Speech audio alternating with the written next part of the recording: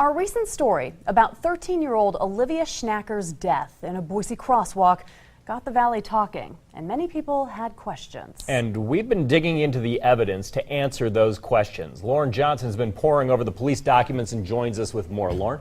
Roland and Michelle, the final police report places the blame on Olivia for not following the walk signal. The teen was hit by a car and killed in April, and the driver won't be charged in her death. But Olivia's mom says police have it wrong, and she has serious concerns about how police investigated the incident.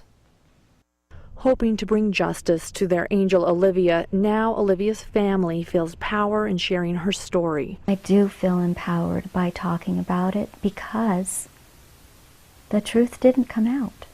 Olivia Schnacker was hit by a car on Easter Sunday when she was riding her bike across the crosswalk here with her brother and sister. Her brother and sister actually made it safely to this side, and Olivia was hit just before she could safely meet her brother and sister. The driver, who was coming this direction, said that she couldn't see the children because the sun was in her eyes. You shouldn't be traveling down the road if you can't see. The collision report has faulted Olivia in her death for not obeying traffic signals. The driver not at fault for anything. If she had slowed down even more or come to a stop because she couldn't see, this never would have happened. Let's go back to that Easter Sunday just after 6 p.m. Jason Maestas and his wife Ernestina saw the whole thing happen. I stopped at the stop sign. We were getting ready to make a left-hand turn down U-Stick. Jason's a witness in the report and even writes a statement. Jason says he saw the children riding their bikes north to south and that he believed the light was red. His wife, Ernestina, also a witness, was never interviewed, but says she saw the same thing. My husband, Jason, actually approached one of the officers and said my wife saw everything happen too. Did she need a statement as well? And the officer actually said no. Shortly after the collision, police, who Mindy Schnacker says did not secure the crime scene, there was no police tape around anything. There were no cones. Went to a neighbor's home to retrieve Olivia's bike. Olivia's sister and brother were there and without permission from either parent conducted an official interview. It was recorded while cartoons played in the background. Did you guys hit the light to go, or what were the lights doing? We hit the light. I don't really know what it was, but my sister told us to go, so we started going. And it was turning lights, and it didn't turn red, and then she got hit. But the police report says something else.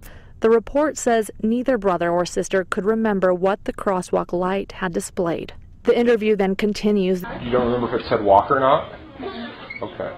To Mindy, her children's answer is correct. It never says walk. It is a color, and my son says in the audio, the light was white. Back to our witnesses. A week after the accident, Jason, whose statement in the police report is his same statement today, gets a follow-up call from a detective. I had the feeling they were, trying to get me to change how I wrote my statement, to try and say, the car was in the opposite lane that it was, that I saw the kids go in the opposite direction, and he just kind of kept, pressuring me into, changing it. He goes, well, the kids were going the opposite way. Is that how you want to say it? And I said, well, no, they were going, this way. And it was just kind of back and forth. And then, the call lasted maybe 10 minutes. And then the call, we ended the call, and I never heard back from anybody after that.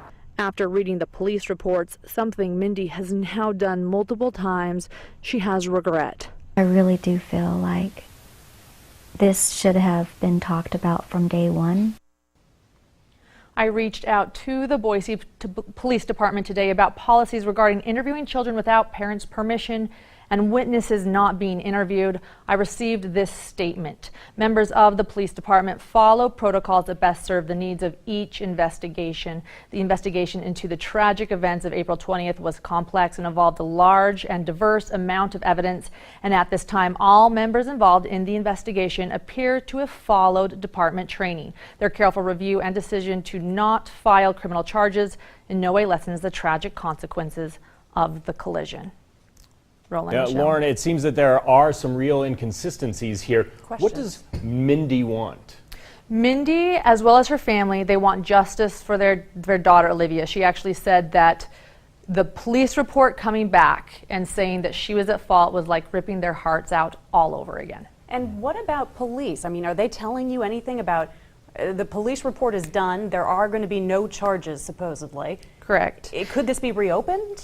You know, I'm not quite sure. I've reached out to the police a couple times. They have sent me those statements, but what would be interesting to know, though, are there policies regarding, you know, these children being interviewed without parents' permission, a witness not being interviewed by police because they said, oh, no, we have enough. It's just an interesting case. An open All right. policy. Lauren, thank you very much for that Thanks, story. Lauren.